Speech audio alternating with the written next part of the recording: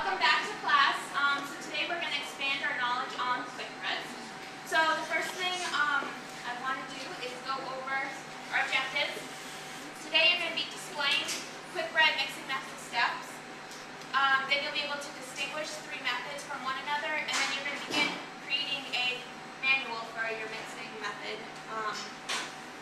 steps for your cookbook. So today we're going to answer the question, what makes a quick bread a quick bread? We're going to sample the different types of quick breads.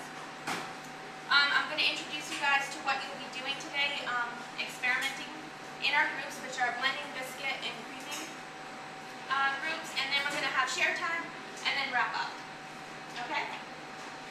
So, to begin, I want to, I handed out a sheet, and it says, what makes a quick bread?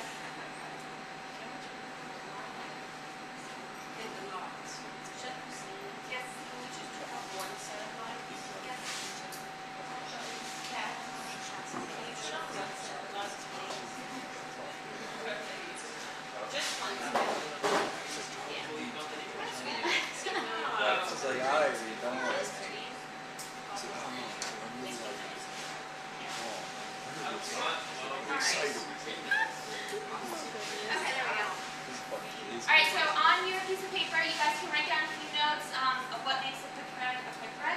And you can also write down some characteristics of the quick bread. You can taste it, and then we'll share them.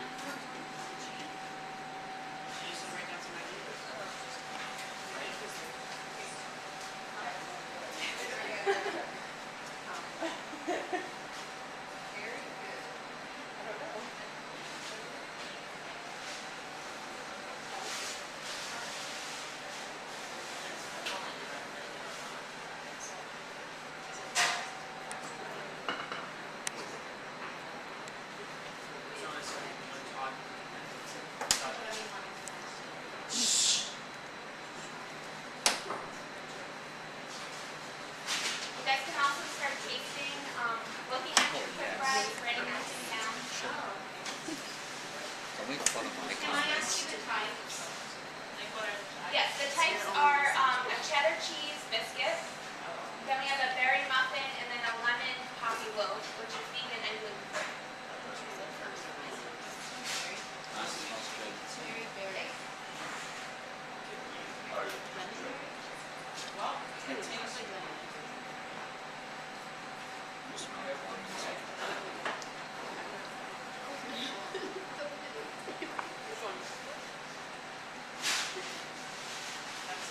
Why? This is great.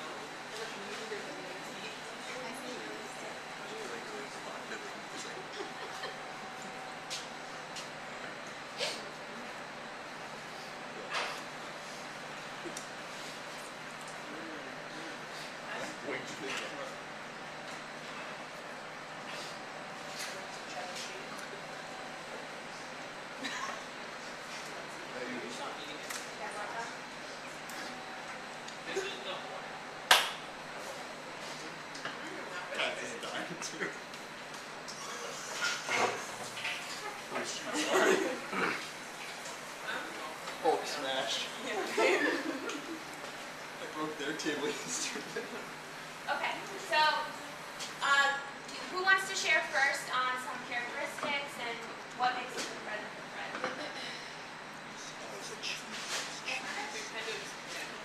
Dense? Is all of them dense, or one particular one? These two.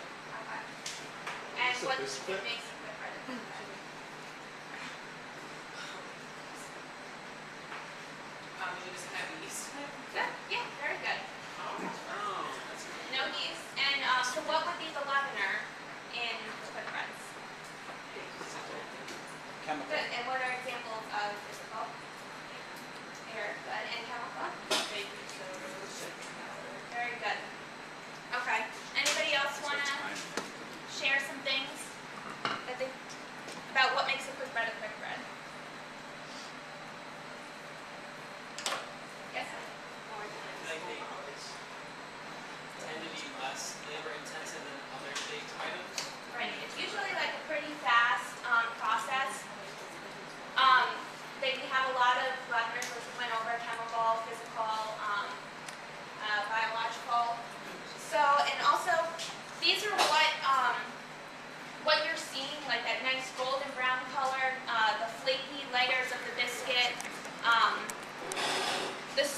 mixture of the loaf bread. That's what you guys want in when you guys are making your quick breads in your lab.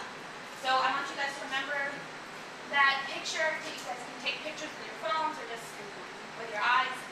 Just keep that memory so you guys have an idea of what to look for in our next class. So from there, do you guys remember what methods we used for each of them? So for the loaf bread, Sarah, do you remember what we used for loaf bread? Yes. Blending. Yep. And what's another one we could use? Creaming. Very good. And what about the biscuit method? Biscuit method. Yes. And then also we have the blending method, which a lot of people use for muffins. It gives it more denser, whereas the loaf bread is we might use the creaming method, which adds a lot more air to it and makes it softer. So, just to recap, biscuit method, you can use it for shortcake, soda breads, some pies, where you want to have that nice golden brown color. And something you guys need to remember is rubbing fat into the dry ingredients. This is very important. Later on, you guys are going to be doing splitting up into groups. So write this down: biscuit method, rubbing fat into dry ingredients. It's a key factor. Slamming your tooth.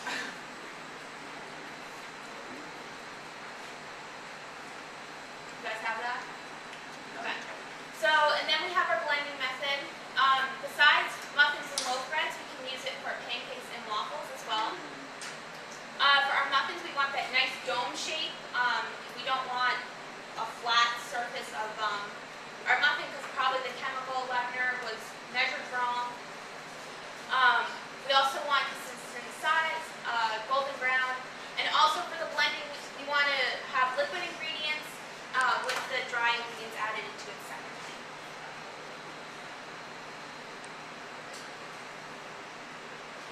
And our creaming method, important factor, we're going to be mixing our fat and sugar first, then we add our eggs, and then we alternate between dry and liquid ingredients.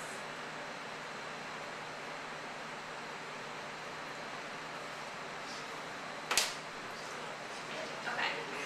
So we kind of went over this from our last class, like our notes on how to do each method. So we're going to be making a cookbook or a manual. Okay. So we have our ingredients in here, such as the biscuit method, which we'll be making biscuits.